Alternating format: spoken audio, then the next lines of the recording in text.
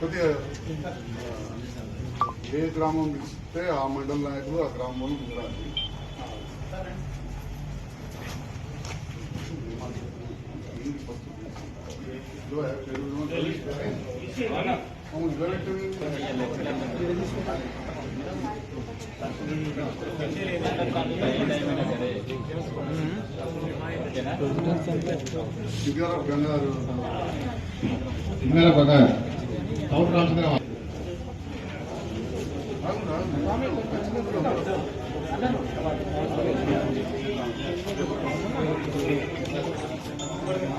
సింగారం Gangadhar award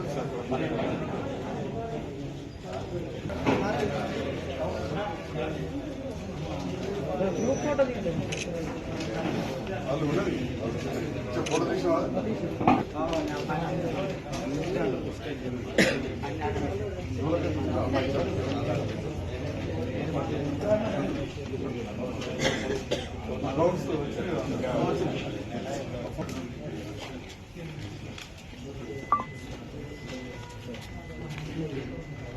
next ఇక్కడ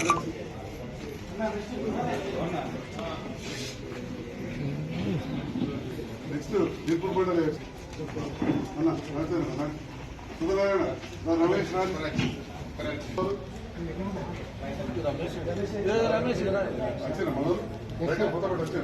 Kothapeta Raikal track ఏ గ్రామం కొత్తపేట ఆయన ముందర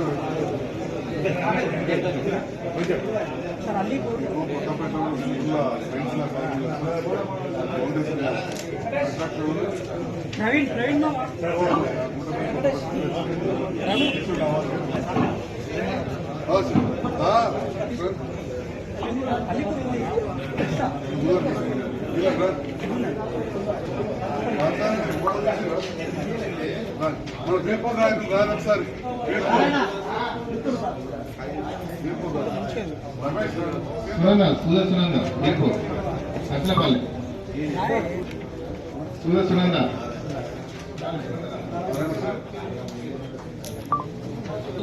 ఇంకేమైనా లబ్ధాలు వచ్చిరా?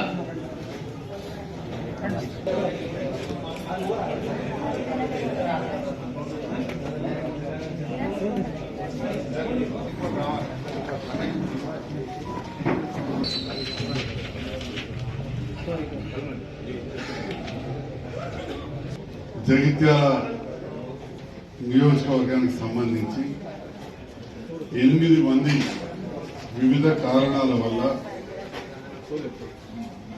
గల్ఫ్ దేశాలలో మరణించిన సందర్భంలో 5 లక్షల రూపాయల ఎక్స్గ్రేషియా ఈరోజు వారి కుటుంబ సభ్యులకు ప్రొసీడింగ్స్ ఇవ్వడం జరిగింది. ఇందులో సూద వినయ్ కుమార్ నర్సింహపల్లె, గోట్ల కౌరయ్య కొల్వాయి గ్రామం బీర్పూర్ మండల్, ఎంబారి నర్సయ్య అల్లీపూర్ గ్రామం, తౌటు రామచంద్ర మన జగిత్యాల పట్టణంలోని మార్కెట్ వెనకాల ప్రాంతము, తునికి శేఖర్ కొత్తపేట గ్రామము, వంద్ర రాజశేఖర్ కొల్వాయి గ్రామము, సింగారపు గంగాధర్ జగిత్యాల గాంధీనగర్ ప్రాంతం, అదేవిధంగా కొత్తకొండ సాయి కృష్ణ మన తీర్కాని ప్రాంతం నుంచి 8 మంది కూడా దురదృష్టవశాత్తు గల్ఫ్ దేశాల్లో చనిపోవడం జరిగింది. తెలంగాణ ప్రాంతంలో మరీ ముఖ్యంగా ఉత్తర తెలంగాణలోని జగిత్యాల కేంద్రంగా గల్ఫ్ దేశాలకు వెళ్ళడం అనేది దాదాపు ఒక 50 సంవత్సరాలు చూస్తా ఉన్నాం. నాకున్న అవగాహనతోటి మన ప్రాంతం నుంచి అప్పుడు కాలువలు రాకముందు నీళ్లు లేని సందర్భంలో బొంబాయికి బతకపోయిన వాళ్ళు అక్కడి నుంచి అక్కడికి పడవలల్లా మస్కట్ పోయిన విషయం నాకు ఇప్పటికీ గుర్తు. చాలా గ్రామాల నుంచి వలస వెళ్ళిండ్రు. మరి నేను ఇక్కడనే సర్కార్ బాలలో చదువుకున్నా కాబట్టి అలా నా ఊరు పక్కన అంతరంగా పడుతుంది. దాదాపు 300 కుటుంబాలు విదేశాల్లో బతికినాయి అంతగా. ఇట్లా అన్ని ఊర్లలో కూడా చాలా మంది వెళ్ళడం, అక్కడ ఉన్న ప్రతికూల పరిస్థితులు కావచ్చు, అనారోగ్య కారణాలు కావచ్చు, మానసిక ఒత్తిడి కావచ్చు, ఎంతో మంది చనిపోవడం జరిగింది. దాంట్లో యువకులు వాళ్ళు ఇక్కడ జీవనోపాధి లేకనే బతకలేకనే ఆ దేశాలు పోవడం, అక్కడ పోయిన తర్వాత వివిధ కారణాల వల్ల చనిపోయింది. మొన్న ఈ మధ్య కాలంలో జగిత్యాల పట్టణంలో మా మిత్రులు అంజన్న మేమంతా కూడా ఒక కుటుంబాన్ని పరామర్శించడానికి వెళ్ళాం. ఇక్కడి నుంచి పోయినో లేదో గుండెపడితో మరణిస్తే చిన్న పిల్లలు ఒంటరి అయిపోయిన తల్లిచాటు పిల్లలు అయిపోయారు. అట్లా చాలా గ్రామాలలో మనం చూసినాం. ఈరోజు అలాంటి వాళ్ళందరినీ ఆదుకోవడానికి గౌరవ ముఖ్యమంత్రి రేవంత్ రెడ్డి గారు ఒక గొప్ప నిర్ణయం తీసుకున్నారు. ఎవరైతే గల్ఫ్ దేశాలలో చనిపోతారో 8 దేశాలు గుర్తించింది, ఎక్కువ మంది చనిపోతారో వాళ్ళకి 5 లక్షల రూపాయలు ఈ కొత్త ప్రభుత్వం ఏర్పడిన తర్వాత ఎవరు చనిపోయినా అంటే డిసెంబర్ 7, 2023 నుంచి చనిపోయిన వాళ్ళందరూ కూడా ఇవ్వాలని చెప్పి ఈ ప్రభుత్వం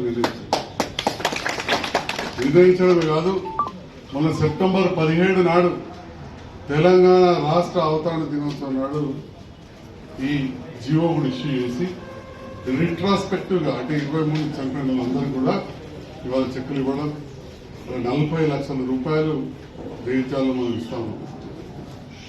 గల్ఫ్ బాధితులు కావచ్చు, ఎన్ఆర్ఐల సంఘం కావచ్చు, ఈ రకంగా ఇబ్బంది పడుతున్న కుటుంబాలు గత ప్రభుత్వాలను చాలా సార్లు కూడా నివేదించుకున్నారు సహాయం చేయాలని.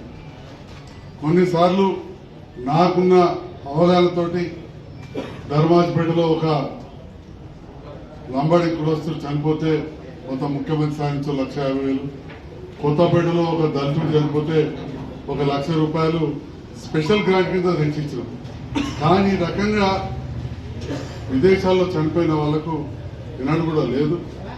ఈ నిర్ణయం తీసుకున్న ముఖ్యమంత్రి గారికి ఈ గల్ఫ్ లో నివసిస్తున్న కుటుంబాలందరి పక్షాన, వాళ్ళ కుటుంబ సభ్యుల పక్షాన, మా ప్రజాప్రతినిధులందరి పక్షాన హృదయపూర్వక ధన్యవాదాలు తెలియజేస్తున్నాను.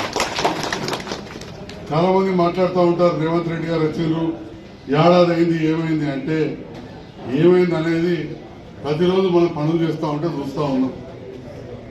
గతంలో 4 సంవత్సరాల తర్వాత మనం రైతు బంధు మొదలుపెట్టాం. ఇది వచ్చి 1 సంవత్సరం అయింది. కొంత ఒడిదొడుకులు ఆల్రెడీ ఇచ్చిండ్రు, ఇది ఒకసారి ఆగింది, తప్పకుండా చేస్తాం. అంతకుముందు కూడా చాలా పనులు జరిగినాయి. నేను ఎప్పుడు కూడా విమర్శించా, బాగా దాటంగా తెప్పదలు చేసినట్టు మాట్లాడే సమస్య లేదు. అప్పుడు కూడా పనులు జరిగినాయి, అప్పుడు ఒక రకంగా జరిగినాయి, ఇప్పుడు ఒక రకంగా. అప్పుడు మనం రుణమాఫీ చేయడానికి మొదటి సంవత్సరం 25,000 చేస్తే ఎక్కువైంది. 1,00,000 రూపాయలు చేయాలంటే 4 ఏళ్ళు పట్టింది. అట్లాంటిది మనం 2 లక్షల వరకు కూడా 60% మందికి 18,000 కోట్లు చేసాం. అప్పుడు 4 ఏళ్లలో 16,000 కోట్లు చేస్తే మొదటి సంవత్సరమే 18,000 కోట్లు చేసాం. కాబట్టి గౌరవ ముఖ్యమంత్రి రేవంత్ రెడ్డి గారి నేతృత్వంలో కళ్యాణ లక్ష్య పథకం కావచ్చు, అంతకుముందున్న సంక్షేమ పథకాలు అన్నీ కూడా అదేవిధంగా నడుస్తూ కొత్తగా ఉద్యోగాలు ఇవ్వడం, 50,000 ఉద్యోగాలు ఇవ్వడం, 200 యూనిట్ల వరకు కరెంటు ఫ్రీ చేయడం, సిలిండర్ పైన సబ్సిడీ ఇచ్చేయాల 1,200 ఉన్న సబ్సిడీ సిలిండర్ 500కే దొరకడం, బస్సు ప్రయాణం, ఈ రకంగా ఆరోగ్యశ్రీలో 5 లక్షల నుంచి 10 లక్షలు పెంచడం, ఇలాంటి ఎన్నో కార్యక్రమాలు కూడా జరిగినాయని చెప్పి సందర్భంగా తెలియజేస్తూ ఈరోజు ఒక మానవీయ కోణంతో ఏర్పడ్డ కార్యక్రమం. మానవీయ కోణంతో, ఎందుకంటే గల్ఫ్లో అక్కడ చనిపోతే, విదేశాల్లో చనిపోతే ఇక్కడ కుటుంబం ఎంత అల్లకల్లోని తెలుసు. అసలు చనిపోయిన తర్వాత ఆ పార్థివ దేహాన్ని, ఆ డెడ్ బాడీని తీసుకురావడానికి ఎంతో సమయం పట్టడం, ఎక్కడికి పోయి చెప్పుకోవాలో తెలియదు. ఇవాళ ఒక ఎన్ఆర్ఐ సెల్ ఏర్పాటు చేసింది, ప్రజాభవన్లో ఎన్ఆర్ఐ సెల్ ఏర్పాటు చేసిందని చెప్పి ఈ సందర్భంగా తెలియజేస్తున్నాను. మరి ఈ రకంగా గౌరవ ముఖ్యమంత్రి గారు గల్ఫ్లో చనిపోయిన ప్రతి కుటుంబానికి 5 లక్షల చొప్పున ఇచ్చే కార్యక్రమాన్ని ఏర్పాటు చేసి మొన్న వేములవాడ రాజరాజేశ్వర స్వామి రాజన్న సన్నిధిలో మొదటగా ఆ శ్రీనివాస్ గారి నేతృత్వంలో గౌరవ మంత్రివర్యుడు పొన్నం ప్రభాకర్ గారు నేతృత్వంలో ఇవ్వడం జరిగింది. ఈ సమీక్ష జరుగుతున్న సందర్భంలో సెప్టెంబర్ 17 కంటే ముందు ఈ నిర్ణయం తీసుకున్న సందర్భంలో 3-4 రోజుల ముందు సెక్రటేరియట్లో జరిగిన మీటింగ్లో కూడా నాకు పాల్గొనే అవకాశాన్ని కల్పించిన ఈ ప్రభుత్వానికి, ముఖ్యమంత్రి గారికి, గౌరవ మంత్రులు పొన్నం ప్రభాకర్ గారికి, విప్ ఆది శ్రీనివాస్ గారికి కూడా నేను హృదయపూర్వక ధన్యవాదాలు తెలియజేస్తున్నాను. థాంక్యూ. వెనక